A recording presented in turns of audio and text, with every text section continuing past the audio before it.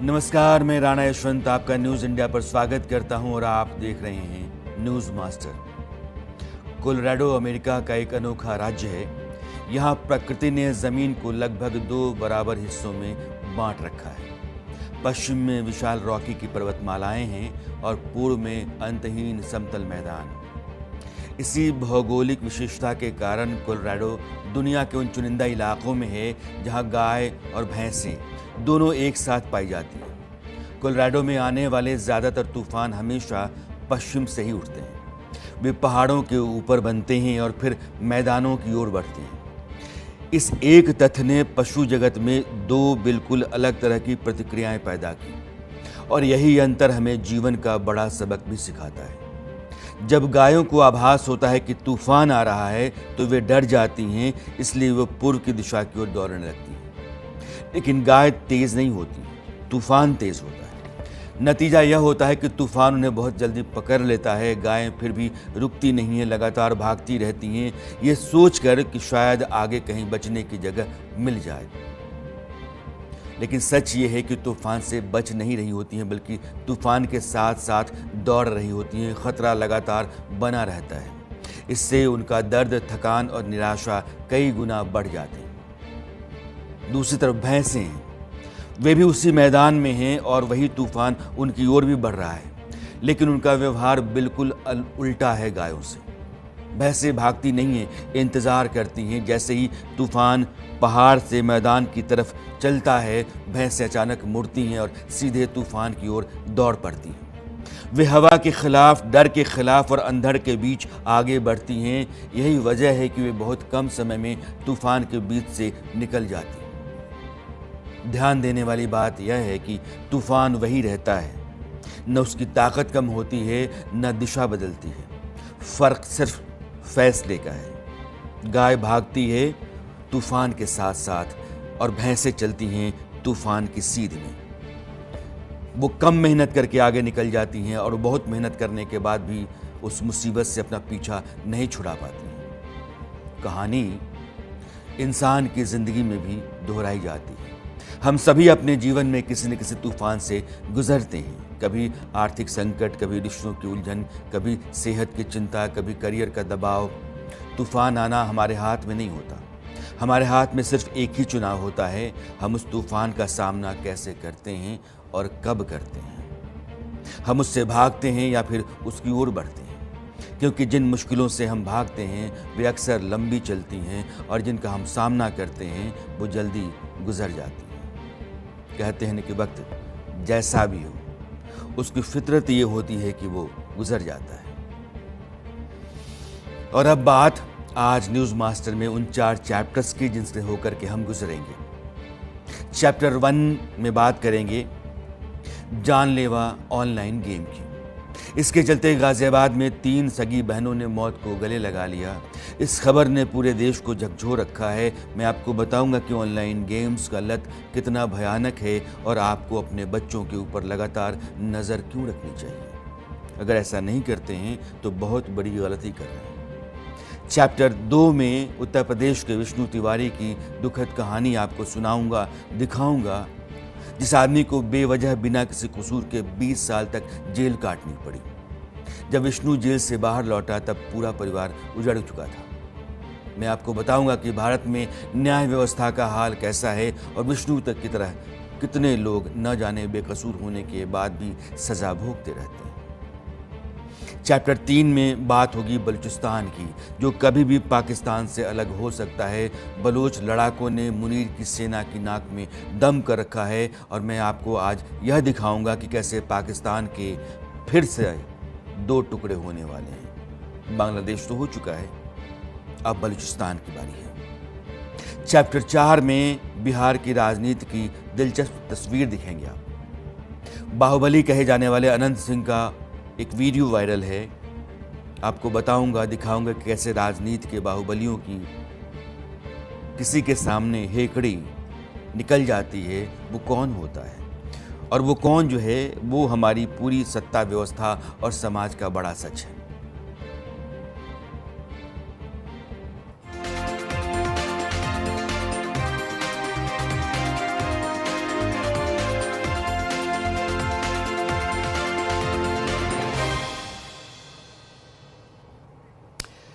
हिंदुस्तान के एक परिवार से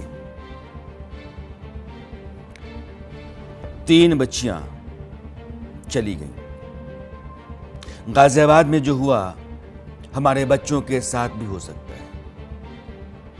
12 साल की पाखी, 14 साल की प्राची और 16 साल की विश्का अब इस दुनिया में नहीं है और तीनों ने ऑनलाइन गेम की लत में खुदकुशी कर ली। इसलिए मैं फिर से कह रहा हूं कि सावधान रहिए। हमारे बच्चे हमारी जिम्मेदारी भी हैं और अगर वो इस तरह की हालत में आते हैं जिन हालत में ये बच्चियां आ गई थीं तो उसका बहुत बड़ा कारण परिवार भी है, क्योंकि वह परिवेश, जिस परिवेश के भीतर ये बच्चियां थीं, वो उनके लिए जानलेवा हो गया। ऐसा किसी भी बच्चे के साथ हो सकता है। पाखी, प्राची, विश्का, नाम कुछ भी हो सकता है, लेकिन कोई तीसरा, चौथा, पांचवा बच्चा भी इसी तरह की लत और इसी तरह से गेमिंग ऐप के चक्कर में अपनी जान गंवा सकता है।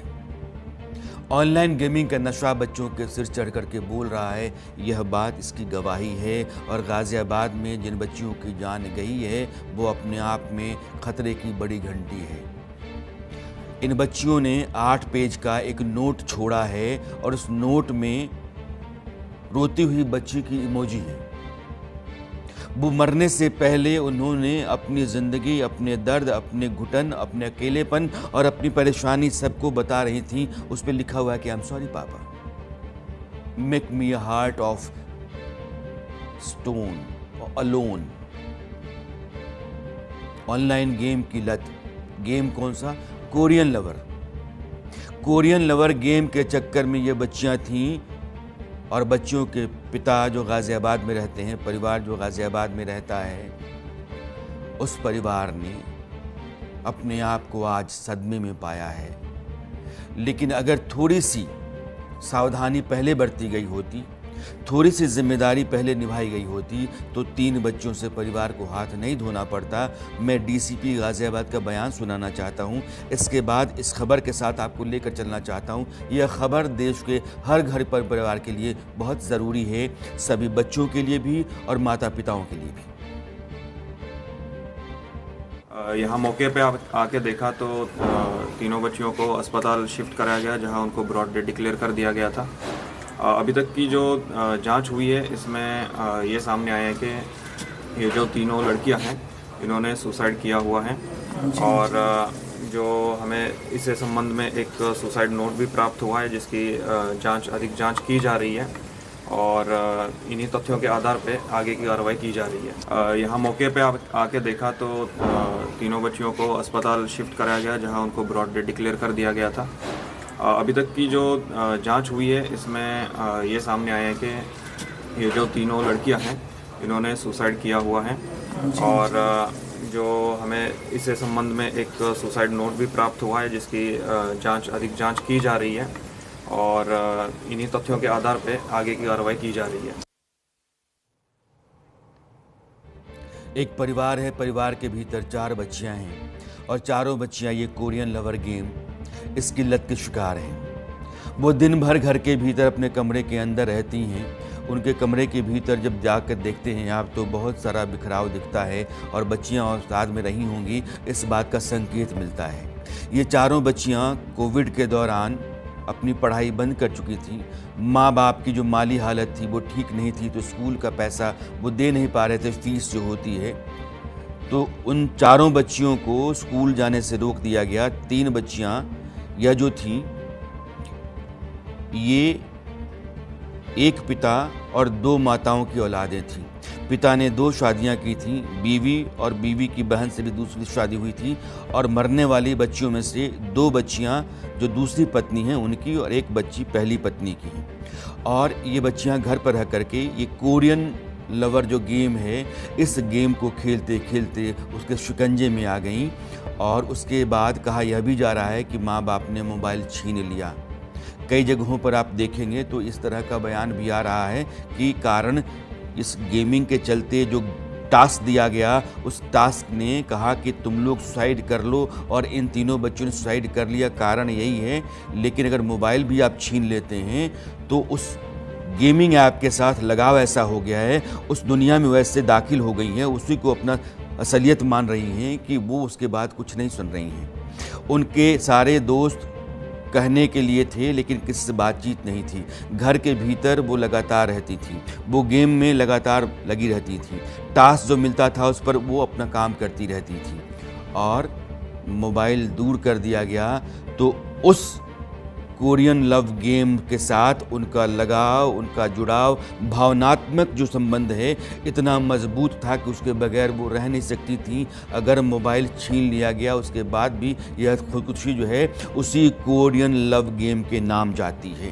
कारण वही है कि तीनों बच्चियां जो हैं वो आज दुनिया में नहीं हैं। ये कुल मिलाकर के प्यार के नाम पर मौत का टास्क था जो इस ऐप से दिया गया था बच्चियों को। यूं समझ लीजिए कि चैट से शुरू हुआ खेल रोमांस तक पहुंचता है। कम उम्र की बच्चियां होती हैं 12, 13, 14 साल की, और कच्ची उम्र में यह चीज़ें अचानक से आकर के आपको सनक की हद तक ले जाती हैं और फिर जो आखिरी टास्क होता है वो खुदकुशी का होता है और यही मिला। इसलिए आपको जानना है कि यह कोरियन लव गेम क्या है। इस तरह के गेम बहुत सारे हैं। App, online game Korean virtual character के साथ कहता है कि आप बात कीजिए। एक कैरेक्टर आ जाता है, उसका नाम ABC जो भी है, उसके साथ आप बात करते हैं, वो आपसे बात करता है, आप उससे बात करते हैं, आपके साथ एक रिश्ता बन जाता है। फिर उसके बाद Korean pop film, short film shows, ये सारे जो हैं दिखाए जाते हैं और बातचीत के दौरान रिश्ता धीरे धीरे बच्चों के साथ गहराता जाता है। वो जो वर्चुअल कैरेक्टर है वो कब असली बन जाता है बच्चों को पता ही नहीं चलता है। इस तरीके से उसके साथ वो उलझ जाते हैं, उसके साथ वो लगातार बातचीत करते रहते हैं कि वो उनको लगता है कि ओरिजिनल ही है। फिर उसके बाद रोमांटिक मैसेजेस शुरू हो जाते हैं, टास्क मिलना शुरू हो जाता है। उस गेम का शिकंजा बच्चों के दिमाग और दिल पर कसने लगता है। वो जो कैरेक्टर होता है वो उनके लिए एक नशा हो जाता है। फिर वो धीरे धीरे टास्क को टफ करता चला जाता है और बाद में वो खतरनाक टास्क देने लगता है कि अब ये कर लो, अब ये कर लो। और इन बच्चियों को भी इसी तरह का टास्क दिया कि तुम तीनों अब सुसाइड कर लो, और तीनों ने खुदकुशी कर ली। आप यह समझिए कि हमारा आपका असर बच्चों के ऊपर नहीं है, हमारे आपके पालन पोषण का असर नहीं है, और उसमें एक वर्चुअल कैरेक्टर है जो कहीं नहीं दुनिया में है, वो बच्चों के सामने दिखता है, उसके साथ उनका लगाव जुड़ाव होता है। इसका मतलब कि बच्चों का लगाव जुड़ाव हमारे साथ भी हो सकता है। हमने उस तरह का केयर, हमने उस तरह का प्यार, हमने उस तरह का संबंध, हमने उस तरह का ख्याल उनके साथ नहीं बरता है जो बरता जाना चाहिए, और वो कमी जो है उसके साथ मिल रही है जिसकी भरपाई वो कर रहा है। और यह जो खालीपन बच्चों का है वो भरते भरते भरते भरते वो दिमाग और दिल सबको भर देता है और फिर अपने कमांड से उनको मौत तक पहुंचा देता है।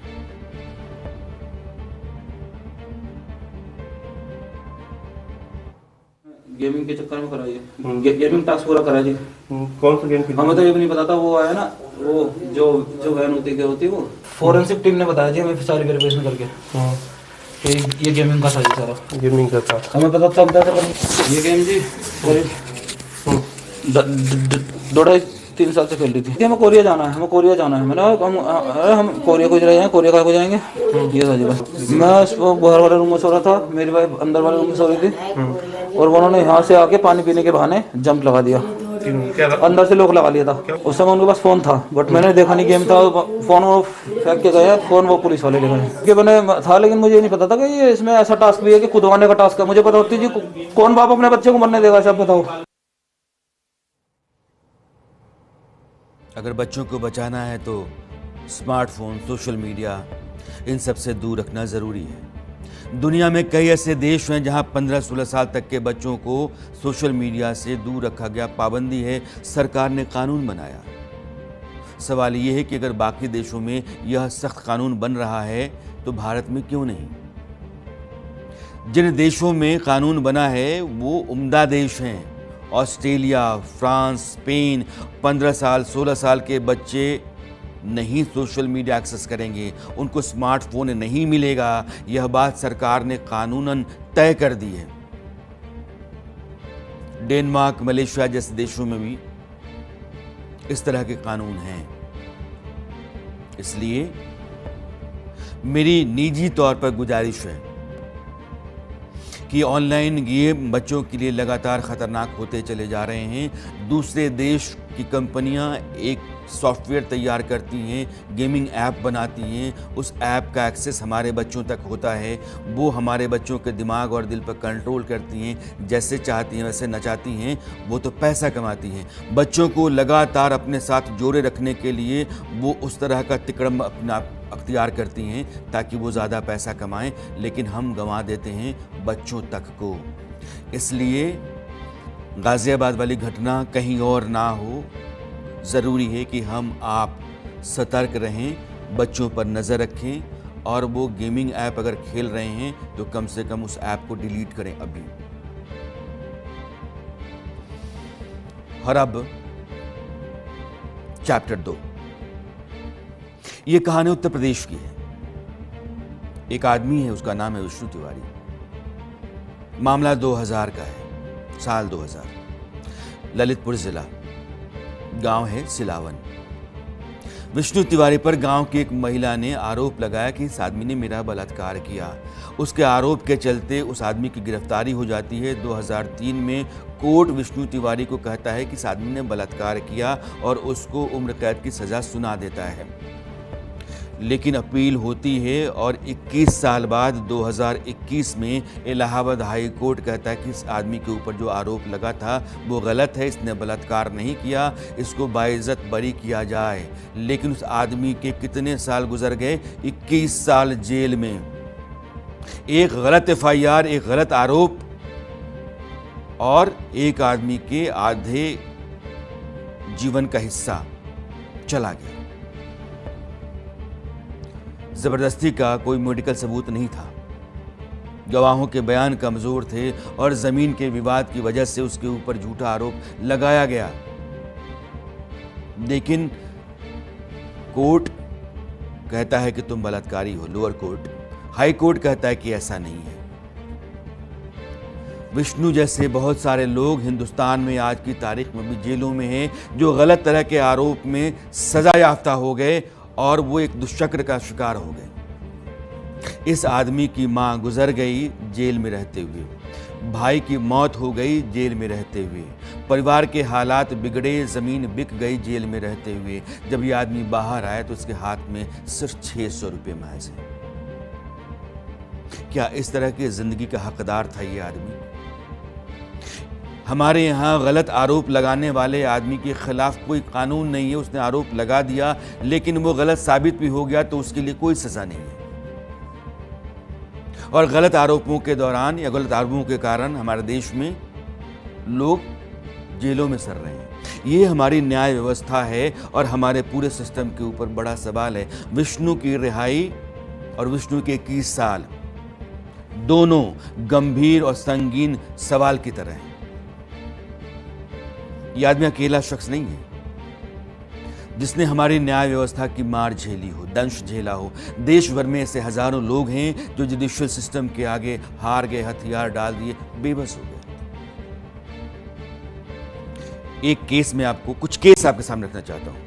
असम में एक आदमी माछिल लालुंग, उसका मामला 1951 का है। मामूली झगड़ा और मुकदमा हो गया। 54 साल तक वो आदमी बिना सुनवाई के जेल में रहा। 23 साल की उम्र में उसको जेल हुई और 77 साल में वो रिहा होता है। आप समझिए, बेकसूर आदमी। उत्तर प्रदेश, लखन पासी नाम का आदमी 1982 में हत्या के मामले में उसको सजा सुनाई जाती है, उम्र कैद, कि तुमने हत्या की है। और 2025 में हाई कोर्ट कहता है कि इस आदमी के ऊपर आरोप जो है गलत है, ये आदमी बेकसूर है, बाइज्जत उसको बरी किया जाए। 61 साल की उम्र में जो आदमी जाता है जेल में, 104 साल की उम्र में रिहाई होती, मर गया वो। 104 साल की उम्र में रिहाई। आजाद खान, लूट के मामले में 25 साल जेल काटा, सबूतों के अभाव के बावजूद सजा उसको हो गई। और 2025 में हाई कोर्ट कहता है कि बाइज्जत बरी किया जाता है क्योंकि इनके खिलाफ कोई सबूत नहीं है और इनके गुनाह को साबित करने का कोई आधार नहीं है। जिस देश में 1 लाख लोगों के लिए एक जज होना चाहिए, उस हिंदुस्तान में 5 लाख से ज़्यादा लोगों पर एक जज है और करोड़ों केस हैं जो पेंडिंग है अदालतों में, कोर्ट्स में। एक आंकड़ा मैं आपके सामने रखता हूं। ये क्यों है? अगर ये बोझ है तो सिस्टम क्या कर रहा है? हिंदुस्तान को आज़ाद हुए 78 साल हो गए और 90,000 मामले तो सुप्रीम कोर्ट में लंबित हैं।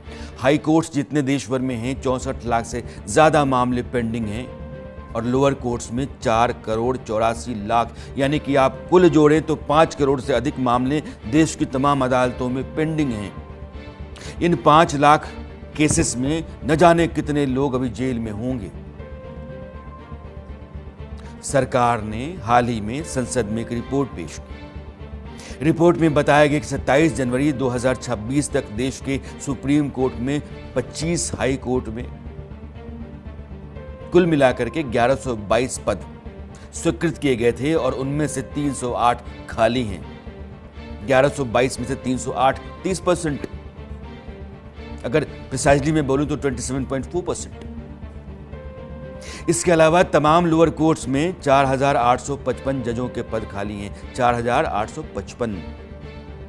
यह स्थिति है ऐसे समय में जब अदालतों में लंबित मामलों की संख्या लगातार रिकॉर्ड तोड़ रही है। आम नागरिक को इंसाफ पाने में सालों इंतजार करना पड़ रहा है। लोग बेकसूर होने के बावजूद आधी जिंदगी जेल में गुजार देते हैं।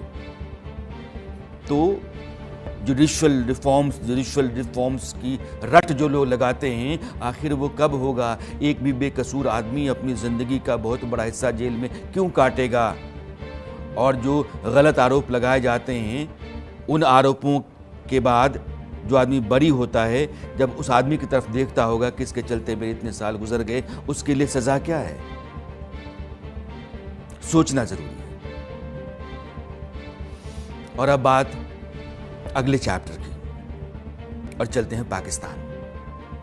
पाकिस्तान पड़ोसी देश है, बहुत बड़ी मुसीबत में है, खतरे में है, संकट में है और उसका एक और टुकड़ा होने वाला है।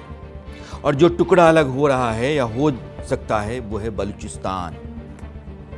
पाकिस्तान का सबसे बड़ा सूबा, 4 सूबों का जो देश है पाकिस्तान, उसका सबसे बड़ा और खनिज संपदा से भरपूर बलूचिस्तान पाकिस्तान के हाथ से निकल रहा है। बलोचों की सरजमीन पर पाकिस्तान का कंट्रोल या पाकिस्तानी फौज का नियंत्रण खत्म हो रहा है। पाकिस्तानी फौज नाको चने चबा रही है, लगातार लोहा लेते लेते वो थक जा रही है। खबर में तफसील से आज बताऊंगा, पाकिस्तान के हालात बताऊंगा, लेकिन आपको एक बयान सुनाना चाहता हूँ। पाकिस्तान का मंत्री पाकिस्तान की संसद में बलूचों की जो फौज है, उनसे जो पाकिस्तान की सेना लड़ रही है, उसके लिए क्या कह रहा है, कितने भारी पड़ रहे हैं बलूच और क्या हालत है पाकिस्तान की सरकार की। आप यह बयान सुनिए और अंदाजा लगाइए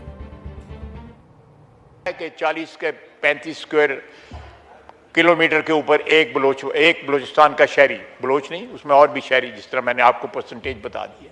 ये इनके पास जो 20 लाख रुपए की तो सिर्फ राइफल है, हमारे पास नहीं है वो राइफल। उसके ऊपर जो लेजर, जो हीट, बॉडी की हीट से डिटेक्ट होकर फायर होता है, वो $4,000-5,000 का वो है। टोटल जो गियर है इनके पास जो है, इट्स क्लोज टू $20,000। वो कहां से आ रहा है? कौन उसकी अदायगी कर रहा है? कोई बताए इस बात को, कौन उसकी अदायगी कर रहा है? कौन इन्वेस्टमेंट कर रहा है असले के अंदर? अब मैं आपको नक्शे पर पाकिस्तान और पाकिस्तान का प्रांत बलूचिस्तान दिखाना चाहता हूं। आपको अंदाज़ा होना चाहिए, ये पाकिस्तान है। लगभग 8 लाख वर्ग किलोमीटर का पूरा देश है, जैसे हिंदुस्तान 33 लाख वर्ग किलोमीटर लगभग का देश है, यानी कि 1/4 क्षेत्रफल में पाकिस्तान होता है। और पाकिस्तान का जो सबसे बड़ा सूबा है वो बलूचिस्तान है, 3.5 लाख वर्ग किलोमीटर के आसपास। यानी कि 8 लाख वर्ग किलोमीटर में 3.5 लाख वर्ग किलोमीटर का सिर्फ बलूचिस्तान ही है। और वहाँ की आबादी 24 करोड़ पाकिस्तान की आबादी है और 1.5 करोड़ की आबादी है बलूचिस्तान की। यानी कि इलाका तो 40% से अधिक है, लेकिन आबादी जो है वो 10% भी नहीं है पाकिस्तान की। ये है बलूचिस्तान की स्थिति।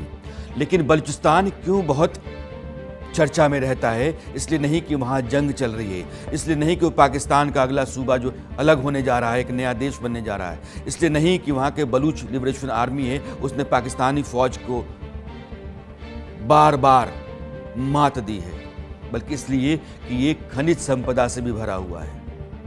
ये ईरान से लगता है, अफगानिस्तान से लगता है और खनिज संसाधनों से भरपूर है बलूचिस्तान। कितने खनिज संसाधन हैं बलूचिस्तान में यह भी मैं आपको बताऊंगा, लेकिन फिलहाल जो BLA है यानी कि बलूच लिबरेशन आर्मी, उसके लड़ाके पाकिस्तानी सेना के लिए काल बने हुए हैं। उनके हमले लगातार तीखे, मारक और तेज होते जा रहे हैं, घातक।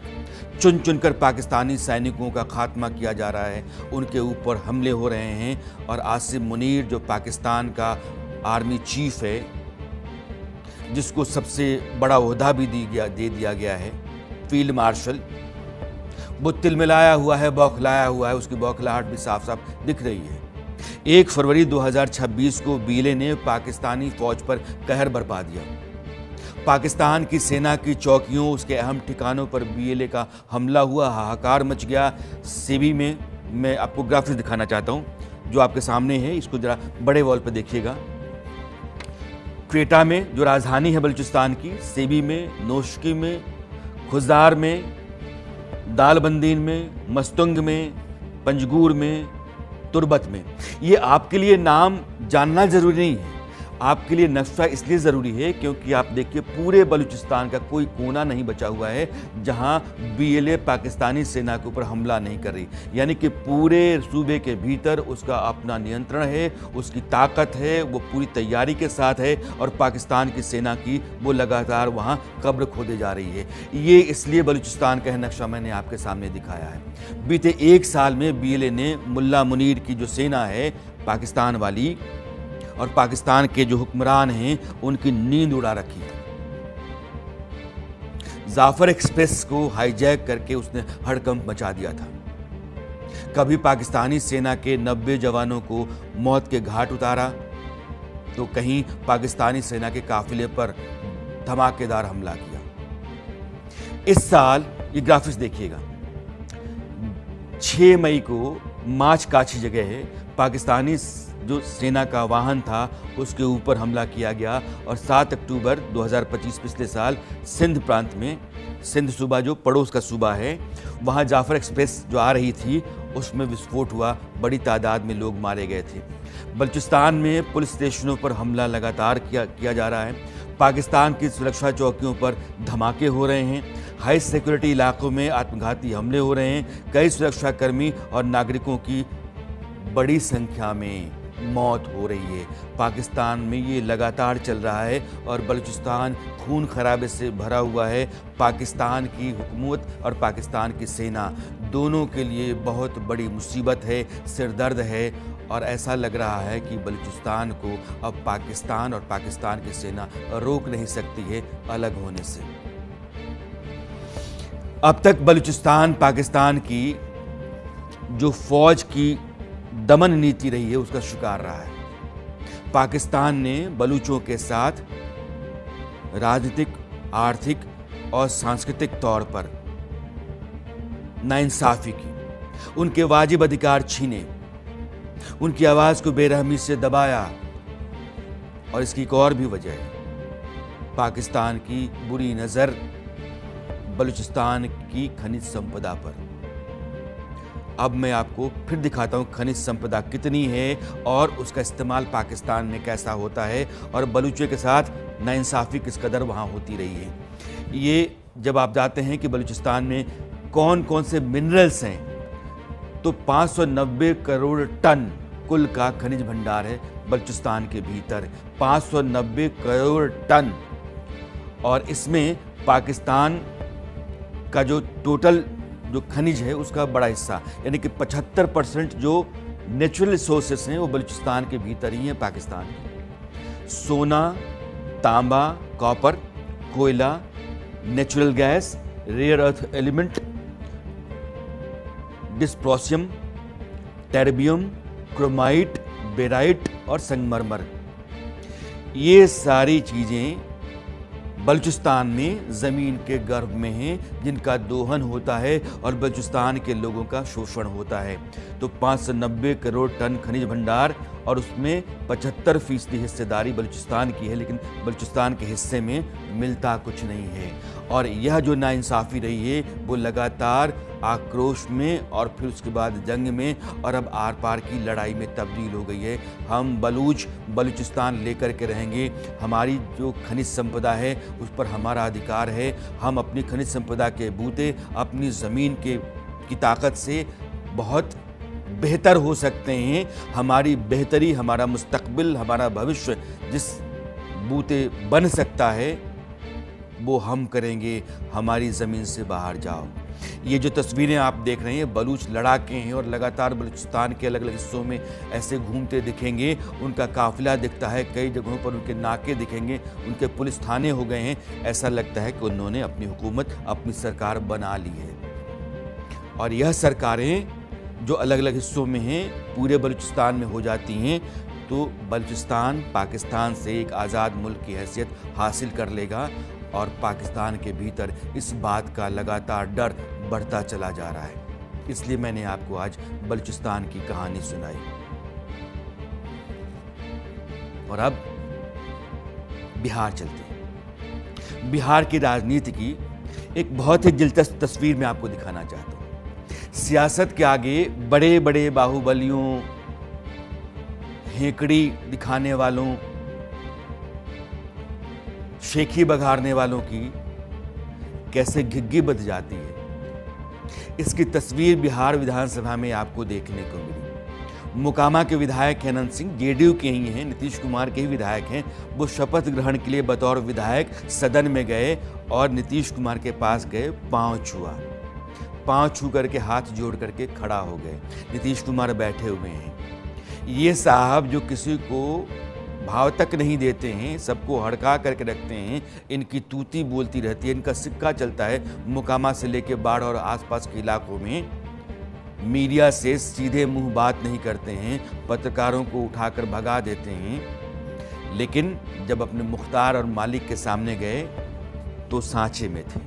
और इतना ही नहीं है, इनको भूलने की बीमारी है, ये भी याद नहीं रहता है, वो भी याद नहीं रहता है, बार बार कहते हैं। लेकिन शपथ ग्रहण के लिए गए और पता था कि हमारे मुख्तार मालिक नीतीश कुमार सामने होंगे, तो शपथ ग्रहण में जो पूरी भाषा होती है शब्दशः रट्टा मार करके गए, बिना कागज़ देखे उन्होंने पूरा पढ़ दिया। अब मैं आपको दिखा रहा हूँ कि कैसे इन्होंने अपनी शपथ का जो उसकी भाषा थी, शपथ पत्र की, वो पढ़ा। अनंत कुमार सिंह जो विधानसभा का सदस्य निर्वाचित हुआ हूं, ईश्वर की शपथ लेता हूं कि मैं विधि द्वारा स्थापित भारत के संविधान के प्रति सच्ची श्रद्धा और निष्ठा रखूंगा। भारत की प्रभुता और अखंडता अक्षुण्ण रखूंगा। जिस पद को मैं ग्रहण करने वाला हूं, कर्तव्यों का श्रद्धापूर्वक निर्वहन करूंगा।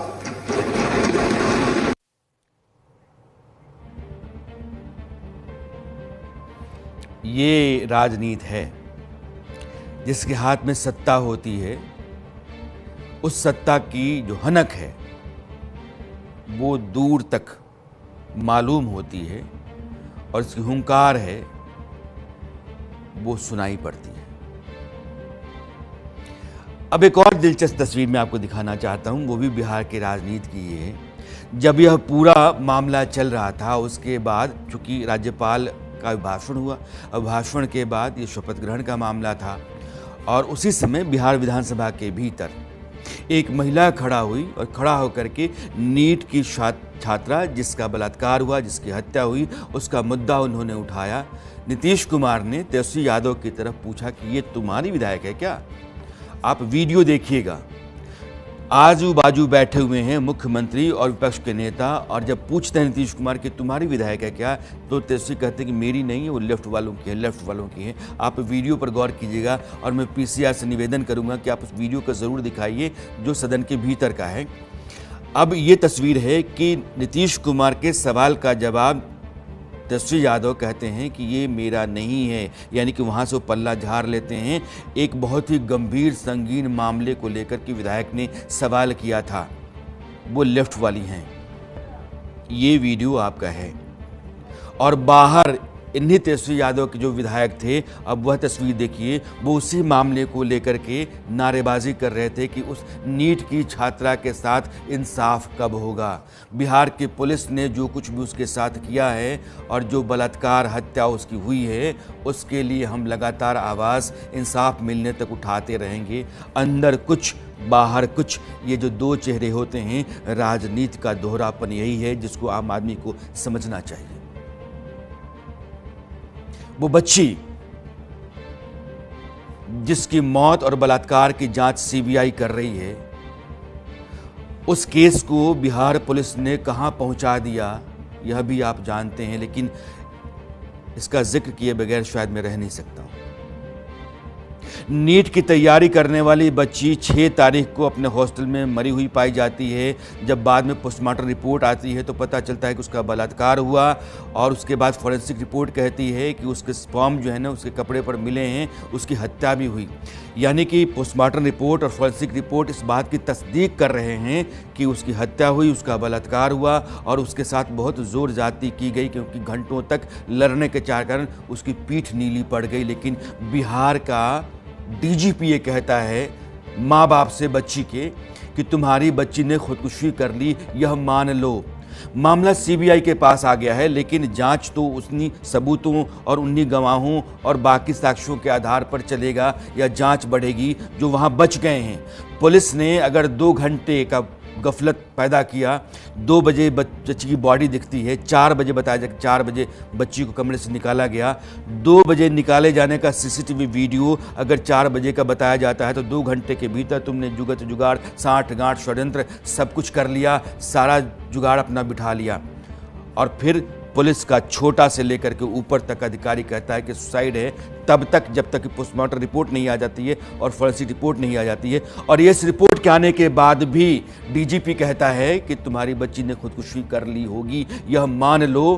तो यह भी मान लीजिए कि सीबीआई जो मामले की जांच कर रही है वो लंगड़ी हो चुकी है, लूली हो चुकी है, सबूत साक्ष्य मिटाए जा चुके हैं। उस बिना पर उस परिवार को कभी इंसाफ नहीं मिल सकता है। ये है सिस्टम।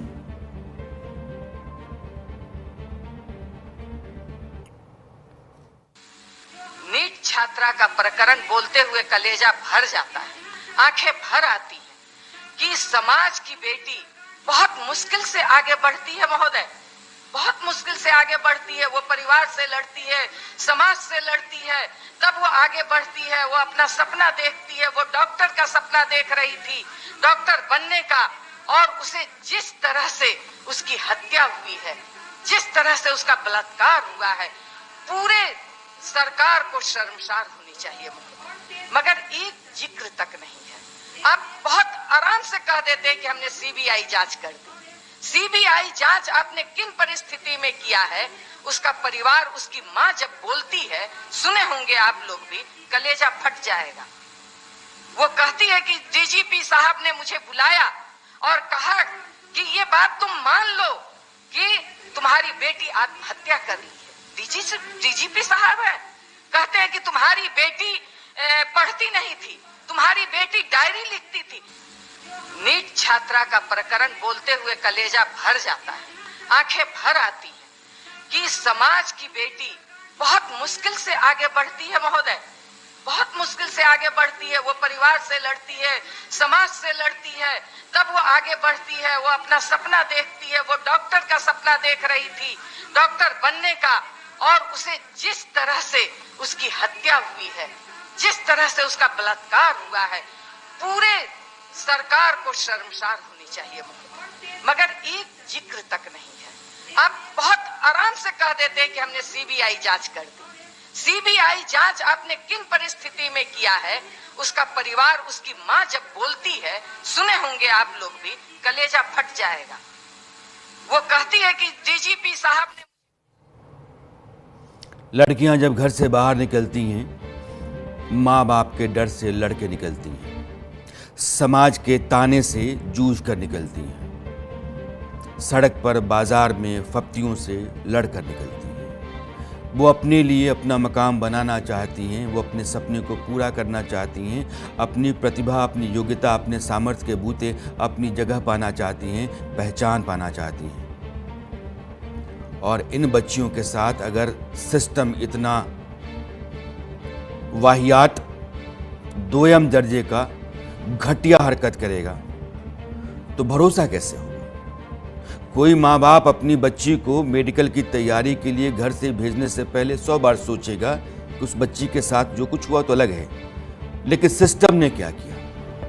पुलिस जो खाकी वर्दी पहन करके हमारे भरोसे को हमारे साथ रखने का दावा करती है, उसने क्या किया? कोई बच्ची किसी हॉस्टल में अभी भी मुझे सुन रही होगी या कभी भी सुनेगी, उसको हर वक्त ये डर सताता होगा कि मेरे साथ अगर कुछ ऐसा हो गया तो मेरे माँ बाप को इंसाफ कैसे मिलेगा?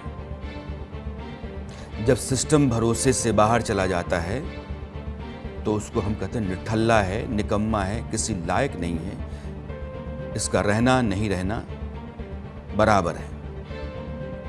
लड़कियों के लिए जो व्यवस्था ज़मीन नहीं दे सकती, सुरक्षा नहीं दे सकती, उनके बढ़ने के लिए साधन संसाधन नहीं जुटा सकती, उस व्यवस्था को लानत भेजना लाजमी है। मैं नीतीश कुमार की सरकार ने, नीतीश कुमार ने बिहार में लड़कियों के पढ़ने, बढ़ने, लड़ने के लिए जितना कुछ किया है उसकी सराहना के साथ कह रहा हूँ। जो बातें बेहतर हैं वो बातें बेहतर हैं। जिन नीतियों ने, जिन योजनाओं ने बिहार में बच्चियों का जीवन बेहतर किया है, उनके सपनों को पूरा करने के लिए पंख दिए हैं, उन बातों की बधाई सरकार को। लेकिन जिस फैसले ने, पुलिस के जिस धतकर्म ने, जिस वाहियात मानसिकता ने उस बच्ची के साथ इंसाफ का रास्ता रोका है, उस पर लानत जरूर है। और अब आज संसद के भीतर एक मामला आया और मैं थोड़ा वक्त लेकर के उसे बढ़ना चाहता हूं। मूड अचानक बदलता नहीं है, तो संसद की तरफ आते हैं। राहुल गांधी संसद की सीढ़ियों पर खड़ा थे, केंद्रीय मंत्री रवनीत बिट्टू निकल रहे थे, सीढ़ियों पर कुछ लोग बैठ करके प्रदर्शन कर रहे थे। राहुल गांधी ने रवनीत बिट्टू को देखा, अपना हाथ बढ़ाया और कहा कि ये मेरा गद्दार दोस्त आ गया, आओ। उनका हाथ ऐसे रह गया। रवनीत बिट्टू सीढ़ी की जिस तरफ से आ रहे थे, उन्होंने दूसरी तरफ का रास्ता चुना और बिट्टू ने कहा कि गद्दार आप। रवनीत बिट्टू और राहुल गांधी, इन दोनों के बीच में यह जो वीडियो है वो तकरार का है और रवनीत बिट्टू ने भी पलटवार किया। पलटवार में उन्होंने क्या कहा, एक बार मैं इस नैट को सुनाना चाहता हूं, क्योंकि रवनीत बिट्टू ने कहा कि देश का दुश्मन हैं आप पूरा नैट जरा सुनिएगा। Here is a traitor walking right by. Take a look at your face. It's going to strike. Hello, brother. Sir, thoda. My traitor friend. Surrender. Surrender. Don't worry. Don't come back. Surrender. Surrender. देश के दुश्मन.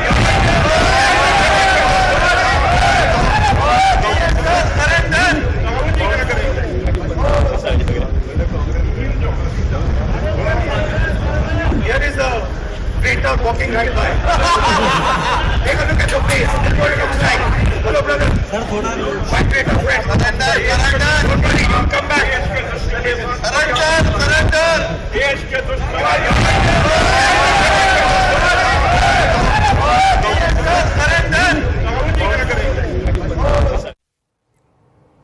इस मामले को BJP ने हाथों हाथ लपक लिया। सियासत में मुद्दे ढूंढे जाते हैं और जैसे ही मौका मिल जाता है उनको उछाल दिया जाता है। बीजेपी ने कहा कि रवनीत बिट्टू सिख हैं और राहुल गांधी ने उनको गद्दार कहा। राहुल गांधी को इस्तीफा देना चाहिए। रवनीत बिट्टू ने इस घटना के बाद क्या कहा, अब आप उसको भी सुनिए। गांधी फैमिली के ना हूं पर सिर पे पगड़ी है सरदार की। तो हाथ मिलाने जब बढ़ाया तो मैंने कहा आप लोग तो देश के गद्दार हो, देश के दुश्मनों, जो रोज फौज के अगेंस्ट बात करते हो, देश के अगेंस्ट बात करते हो। ये हाथ सरदार का, पंजाबी का हाथ, गांधी परिवार जो सिखों का कातल है, हमारे गुरुद्वारा ढाए हुए, उस गांधी परिवार के वारिस के साथ मेरा हाथ नहीं मिलेगा। रोनित बिट्टू कांग्रेस में रहे, लंबे समय तक उसका परिवार भी कांग्रेस के साथ रहा है, लेकिन वो बीजेपी में आ गए। राहुल गांधी ने इसलिए कहा कि आओ मेरे गद्दार, तुमको एक दिन तो मेरे पास आना ही पड़ेगा। उन्होंने कहा कि आप देश विरोधी हैं। और यही लफड़ा नहीं, संसद में आज घमासान भी हुआ। फॉर्मर जनरल नरवणे की जो किताब है उसको लेकर के राहुल गांधी जो संसद में पहुंचे हुए थे, संसद में कैमरे के सामने राहुल गांधी ने आज वो किताब दिखाई, जिस प्रिंट आउट को लेकर के पढ़ रहे थे किसी मैगजीन की। हैरत की बात यह है कि आज वो किताब लेकर के आए और किताब में उस बात का जिक्र है जिसका हवाला वो दे रहे थे, इस बात का दावा कर रहे हैं। मगर जो किताब पब्लिश नहीं हुई है, प्रकाशित नहीं हुई है, सदन के भीतर गृह मंत्री भी कह चुके हैं, खुद राहुल गांधी ने कहा किताब पब्लिश नहीं हुई है, राजनाथ सिंह ने कहा किताब पब्लिश नहीं हुई है। जो किताब पब्लिश नहीं है उस किताब का जिक्र सदन में क्यों? राहुल गांधी ठीक 24 घंटे के भीतर किताब भी लेकर के आ गए, लेकिन अनपब्लिश्ड किताब बाहर कैसे है? और ये जनरल नरवणे की किताब जो राहुल गांधी के पास आप देख रहे हैं। राहुल गांधी ने कहा कि ये जनरल नरवणे की किताब है, इसमें उन्होंने पूरी डिटेल लिख रखी है। मुझे कहा गया है कि इस किताब को मैं कोट नहीं कर सकता हूं, लेकिन इसमें पूरा सब कुछ लिखा हुआ है। राहुल गांधी ने कहा कि इसमें जो मेन लाइन है, और प्रधानमंत्री ने ये बात कही है कि जो उचित समझो वह करो। राहुल गांधी ने पत्रकारों से बात करते हुए कहा कि उस वक्त जब chief of army staff general Naravane ने राजनाथ सिंह से बात की, उनको फ़ोन करके बताया, कहा कि कैलाश रीस पर चीनी टैंक आ गए हैं, हमें क्या करना है? तो पहले राजनाथ सिंह जी ने जवाब नहीं दिया। राहुल गांधी ने आगे कहा कि उन्होंने जयशंकर जी से पूछा, अमित शाह जी से पूछा, राजनाथ सिंह ने पूछा और एनएसएस से भी पूछा, लेकिन कोई जवाब नहीं आया। राहुल गांधी ने नरवणे वाली किताब के जवाब में आज निशिकांत दुबे कांग्रेस पर हमलावर रहे। राहुल गांधी का जवाब लेकर के निशिकांत दुबे आए और राहुल गांधी जो कुछ भी कह रहे हैं उनके मुताबिक उस किताब में लिखा हुआ है, जो किताब अभी तक पब्लिश नहीं हुई है, जनरल नरवणे की किताब, जो फॉर्मर आर्मी चीफ हैं। लेकिन निशिकांत दुबे वो किताबें लेकर के आए जो पब्लिश्ड हैं, और संसद में बिना छपी हुई किताब का हवाला देकर के अपनी छपी हुई किताब के आधार पर उन्होंने अपनी बातें रखनी शुरू की। कहा कि मैं वो किताबें लेकर के आया हूँ जो छप चुकी हैं, इनमें कई कांग्रेस सरकारों ने प्रतिबंध लगा दी थी। हालांकि सभापति उनको बोलने के लिए मना करते रहे, लेकिन निशिकांत दुबे बैठे नहीं। संसद में हंगामा इसके बाद खड़ा हुआ और संसद की कार्रवाई को रोक दिया गया, लेकिन निशिकांत दुबे यहीं नहीं रुके। उन्होंने बाहर आकर के मीडिया के सामने अपनी पूरी बात रखी और कांग्रेस के ऊपर जम करके हमला बोला। आर्मी स्टाफ जनरल नारावाने ने राजनाथ सिंह जी को फोन किया और कहा कि देखिए कैलाश रिज पर चाइनीज टैंक्स आ गए हैं, हमारी टेरिटरी है, कैलाश रिज पर चाइनीज टैंक्स आ गई हैं, हमें क्या करना है? पहले राजनाथ सिंह जी ने उनको रिप्लाई नहीं दिया।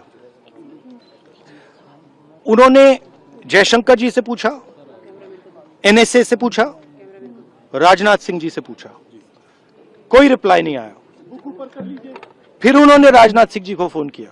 राजनाथ सिंह जी ने कहा कि मैं टॉप से पूछता हूं, राइट? ऑर्डर था, स्टैंडिंग ऑर्डर था टॉप का कि अगर चाइनीज फोर्सेस अंदर आएंगी तो उन पे बिना हमारे पूछे फायर नहीं करना है। नरवणे जी और हमारी जो आर्मी थी, जो सेना थी, वो उन टैंक्स पर फायर करना चाहती थी क्योंकि वो टैंक्स हमारी टेरिटरी में आ गई थी। नरेंद्र मोदी जी ने मैसेज दिया कि देखिए जो उचित समझो वो करो। मतलब नरेंद्र मोदी जी ने अपनी जिम्मेदारी पूरी नहीं की।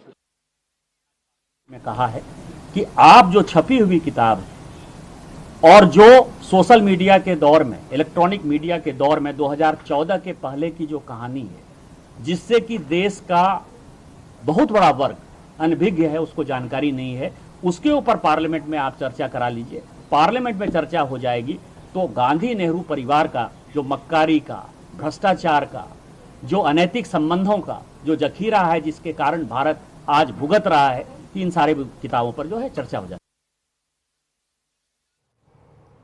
यह बात मेरी समझ से परे है कि कैलाश रीच पर अगर चाइनीज़ फोर्स आ गई थी, यानी कि हमारी सरहद के ऊपर टैंक लेकर के, और आर्मी चीफ पूछते हैं कि क्या करना चाहिए और प्रधानमंत्री कहते हैं कि तुमको जो उचित लगता है वह करो, इसमें गलत क्या है। अगर पहले से मनाही है कि गोली तुम नहीं चलाओगे, हमला नहीं करोगे हमसे पूछे बगैर, इसके बाद प्रधानमंत्री कहते हैं कि तुमको जो उचित वहाँ लग रहा है वह करो, तो जाहिर है कि वो फ्रीडम दे रहे हैं कि यहाँ से हम देख नहीं सकते हैं, हमारा कोई भी फैसला गलत हो सकता है, इसलिए इसमें कोई अड़ंगा नहीं आना चाहिए। वहाँ मोर्चे पर, मौके पर हिंदुस्तान की खातिर, भारत के लिए एक सेना को, सेना के चीफ को जो फैसला लेना चाहिए वह लो। गलत क्या है, मेरी समझ से परे है। खैर, और अब न्यूज़ मास्टर के आखिर में वो इन्फॉर्मेशन जो मैं आपको रोज़ाना देकर आपसे विदा लेता हूँ। हर समय हम चींटियों को नज़रअंदाज करते हैं, उन्हें पैरों तले कुचल देते हैं और उन्हें काटने वाले दुष्टों से अधिक कुछ समझते नहीं हैं, लेकिन चींटी बहुत मेहनती और एकता से रहने वाली कौम है। चींटी सबक है हमारे लिए, अपने वजन से 50 गुना भारी चीज़ वो उठाती है। आप समझिए, मिल करके चलती हैं, मिल करके उठाती हैं, और मिल करके जो एक से नामुमकिन है वो कर देती हैं। इसलिए संघे शक्ति कलिजुगे, मिल करके रहने में, काम करने में कामयाबी है और बहुत सारी संभावनाएं हैं। अब मुझे दीजिए विदा, मेरी आपकी मुलाकात कल फिर होती है। नमस्कार।